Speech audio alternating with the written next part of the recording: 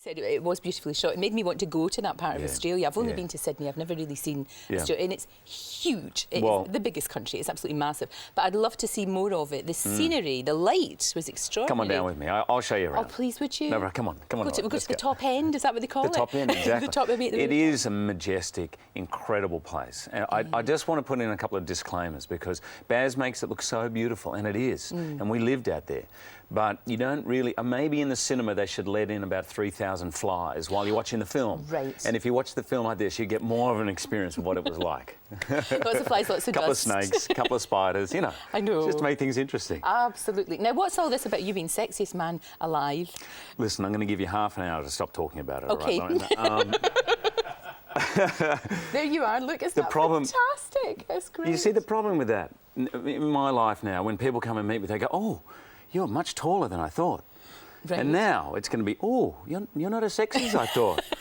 So this is my last public appearance. No. Well, really, it's all downhill from here. Well, but it's not to mention the abusive phone calls I'm getting from George Clooney. Well, he must be really angry about that. Well, you know, he's a drinker, so I presume he's drunk when he calls me at 3 in the morning, but... To say, you swine, you've taken my crown. Well, that was the nicer call. That was from Brad. But George is just, it's vitriol from beginning to end. What does your wife think and all your family? Are they are they giggling or do they think it's funny? No, Deb took it as vindication. I always knew I was going to marry the sexiest man alive. Fantastic. So, but then she did say to me, she said, how is it chosen? And I said, well, I think they just decide. So she said, so it's not readers voting or anything like that? I said, no, it's just a team, a think tank, and they work it out. And she said, so anyone can get it? I said, yeah. And she said, and Brad didn't win. True story. Oh, fantastic. I said, I presume you're joking, but I wasn't sure. So how has the movie gone down in Oz? Because that's very important, in Australia. Fantastic. Have they embraced it? Because it's like they're, yes. You know. I was there at the premiere and I saw it for the first time. I've never quite experienced nerves from an audience like this, because imagine a film called Britain, England. Yes, you know, it's all of a sudden... It's a wee bit like Braveheart was shown in Scotland. It's that kind of thing, isn't it? Exactly. However, the moment you call it Australia and you say, and we're going to take it around to the rest of the world, it becomes personal for Australians. It's like, so when they're seeing the film, it was...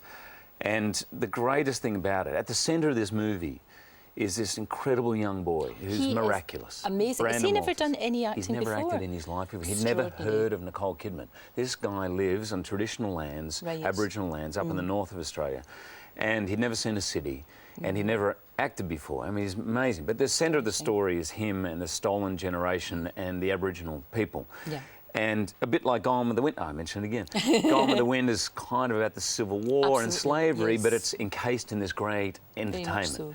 That's what Baz has done. But at the centre is this story. And it's a long way around to me saying, when they premiered the film up in the north, there were scenes of euphoria and tears and white people hugging Aboriginal people and excitement and a feeling of healing going on, which we need in our country. No, I think so, very much so. And it's good, it's great to bring that sort of issue out in the way that it's done. Yes. You know, because I think that'll touch people in a far more profound way than just a documentary or just reading an article. You know, when it's part of a movie like that. There's been great films on that subject. Rabbit Proof Fence is a great film. No, it's really good. But as Baz knows, if you make a film that's too didactic, if everyone knows, well, I'm going to hear about this issue, a lot of people just don't go. No. You know, because people, and I understand, particularly now, people want to be entertained. Sure. They want to be taken away. They want to escape. And so Baz has given that. It's, as he calls it, I think it's brilliant. He says, it's the Christmas table feast. Everyone can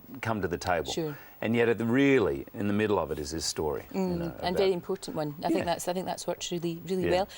Great to see you. Will you come back and see us any time you like? Tomorrow. I'll be here tomorrow. Okay. And I saw you got Jim Carrey, but if you can bump him, I'll come back on Thursday. We can get rid of Jim Carrey, not a problem at all. No problem. Great to see you, love. And Kate Winslet. I mean, push her to next week. I'll come back every day this week. Okay, thank you. No problem.